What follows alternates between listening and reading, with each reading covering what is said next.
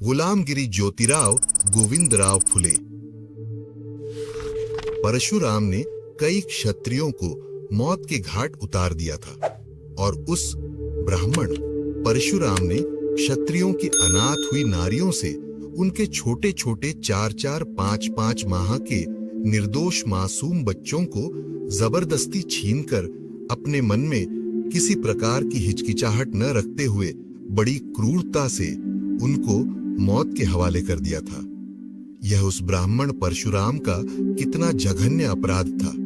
वह चंड इतना ही करके चुप नहीं रहा, अपने पति के मौत से व्यथित कई नारियों को, जो अपने पेट के गर्भ की रक्षा करने के लिए बड़े दुखित मन से जंगलों पहाड़ों में भागे जा रही थीं, वह उनका कातिल शिकारी की तरह पीछा करके उन्हें पकड़कर लाया और प्रसूति के पश्चात जब उसे यह पता चलता कि पुत्र की प्राप्ति हुई है, तो वह चंड होकर आता और प्रसूतिशुदा नारियों का कत्ल कर देता था।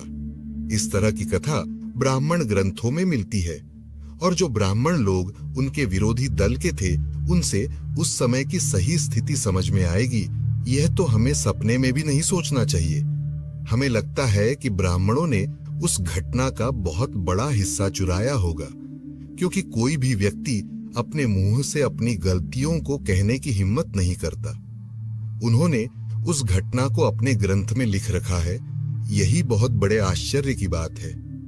हमारे सामने यह सवाल आता है कि परशुराम ने 21 बार क्षत्रियों को पराजित करके उनका सर्वनाश क्यों किया और उनकी अभागी नारियों के अबोध मासूम बच्चों का भी कत्ल क्यों किया।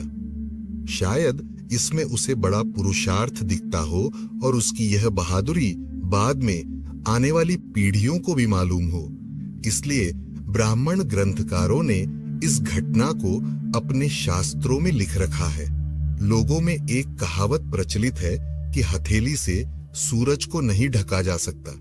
उसी प्रकार यह हकीकत, जबकि उनको शर्मिंदा करने वाली थी, फिर भी उनकी इतनी प्रसिद्धि हुई कि उनसे के ब्राह्मणों ने उस घटना पर जितना पर्दा डालना संभव हुआ उतनी कोशिश उन्होंने की, और जब कोई इलाज ही नहीं बचा तब उन्होंने उस घटना को लिखकर रख दिया। हाँ, ब्राह्मणों ने इस घटना की जितनी हकीकत लिखकर रख दी, उसी के बारे में यदि कुछ सोच विचार किया जाए तो मन को बड़ी पीड़ा होती है, क्योंकि परशुराम ने जब उन क्षत्रिय गर्भधारिणी नारियों का पीछा किया तब उन गर्भधारिणियों को कितनी यातनाएं सहनी पड़ी होंगी। पहली बात तो यह कि नारियों को भाग दौड़ करने की आदत बहुत कम होती है। उसमें भी कई नारियां मोटी और कुलीन होने की वजह से, जिनको अपने घर की दहलीज पर चढ़ना भी मालूम नहीं था, घर के अंदर उन्हें जो कुछ जरूरत होती वह सब नौकर लोग लाकर देते थे। मतलब जिन्होंने बड़ी सहजता से अपने जीवन का पालन पोषण किया था, उन पर जब अपने पेट के गर्भ के बोझ को लेकर सूरज की लहलहाती धूप में टेढ़े मेढ़े रास्तों से भागने की मुसीबत आई, इसका मतलब है कि वे भयंकर आपत्ति के शिकार थीं। उनको दौड़ भाग करने की आदत बिल्कुल ही नहीं होने की वजह से पांव टकराते थे और कभी धड़ल्ले से चट्टान पर तो कभी पहाड़ की खाइयों में गिरती होंगी। उससे कुछ नारियों के माथे पर, कुछ नारियों की कुहनी को, कुछ नारियों के घुटनों को और कुछ नारियों के पांव को ठेस खरोंच लगकर खून की धाराएं बहती होंगी। और परशुराम पीछे पीछे दौड़कर आ रहा है, यह सुनकर और भी तेजी से भागने दौड़ने लगती होंगी। रास्ते में भागते दौड़ते समय उनके नाजुक पांवों में कांटे, कंकड़ चुभते होंगे। कंटीले पेड़ पौधों से उनके बदन से कपड़े भी फट गए होंगे और उन्हें कांटे भी चुभे होंगे। उसकी वजह से उनके नाजुक बदन से लहू भी बहता होगा। लहलहाती धूप में भागते भागते उनके पांव में छाले भी पड़ गए होंगे और कमल के डंठल के समान नाजुक नीलवर्ण कांति मुरझा गई होगी। उनके मुंह से फेन बहता होगा, उनकी आंखों में आंसू भर आए होंगे। उनके मुंह को एक एक दिन, दो दो दिन पानी भी नहीं हुआ होगा। इसलिए बेहद थकान से पेट का गर्भ पेट में ही शोर मचाता होगा। उनको ऐसा लगता होगा कि यदि अब धरती फट जाए तो कितना अच्छा होता, मतलब उसमें वे अपने आप को झोंक देती और इस चंड से मुक्त हो जाती। ऐसी स्थिति में उन्होंने आंखें फाड़ फाड़ कर भगवान की प्रार्थना निश्चित रूप से की होगी कि हे भगवान, तूने हम पर यह क्या जुल्म ढाई हैं। हम स्वयं बलहीन हैं, इसलिए हमको अबला कहा जाता है। हमें हमारे पतियों का जो कुछ बल प्राप्त था वह भी इस चंड ने छीन लिया है।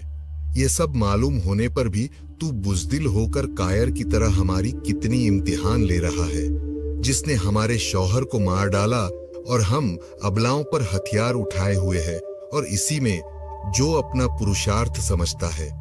ऐसे चंड के अपराधों को देखकर तू समर्थ होने पर भी मुंह में उंगली दबाए पत्थर जैसा बहरा अंधा क्यों बन बैठा है। इस तरह वे नारियां बेसहारा होकर किसी के सहारे की तलाश में मुंह उठाए ईश्वर की याचना कर रही थीं। उसी समय चंड परशुराम ने वहां पहुंचकर उन अबलाओं को नहीं भगाया होगा।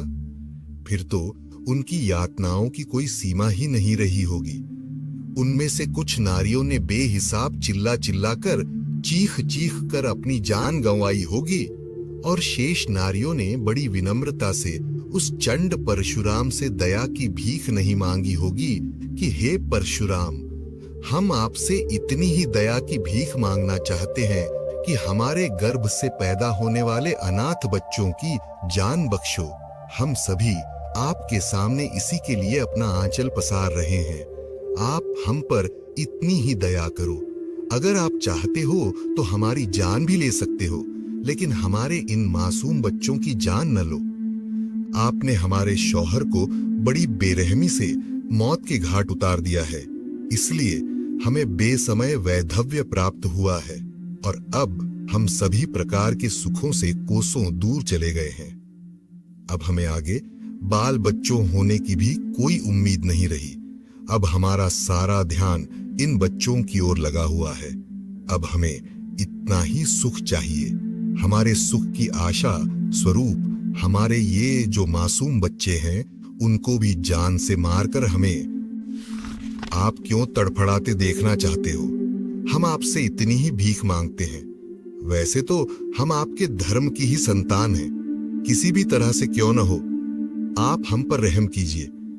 इतने करुणापूर्ण भावपूर्ण शब्दों से उस चंड परशुराम का दिल कुछ न कुछ तो पिघल जाना चाहिए था, लेकिन आखिर पत्थर पत्थर ही साबित हुआ।